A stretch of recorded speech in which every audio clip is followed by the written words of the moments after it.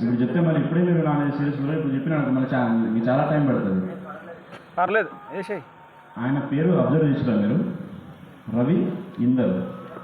ఆయన ఇందర్ కాదు, అందరు. అందరు వాడు రవి అందరు, అందరి వాడు.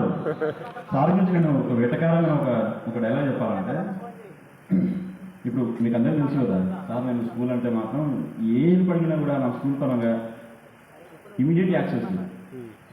అంతకంటే ముందు యాక్చువల్గా గెట్ టుగెదర్ ప్రోగ్రామ్ మన శివ మన ఫ్రెండ్ ప్రపోజ్ చేసినప్పుడు మేమేమనుకున్నామంటే, సార్ ఇట్లా హోటల్లో ఉందాం అనుకున్నాం, కొత్త వనపర్తిలో.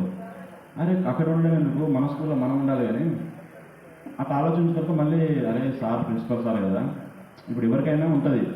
మేమైతే మేము అంత ఈజీగా పర్మిషన్ వేసుకుంటాం సార్, మీ ప్లేస్లో మేము ఉంటుంది. మేము అంత గొప్ప ఉంటే మాకు లేదు. అయితే సార్కి మేము అరే ఇలా చెప్పాలి, లెటర్ రాసి చెప్పాలా, లేకపోతే అందరం వెళ్ళి కలవాలా, చాలా ఇబ్బంది పడ్డాను. సడన్గా మన శివ మ్యాచ్ వచ్చేట్టు సింపుల్గా అయిపోయింది, ఒకటే సెకండ్లో పర్మిషన్ గ్రాంటెడ్ అని.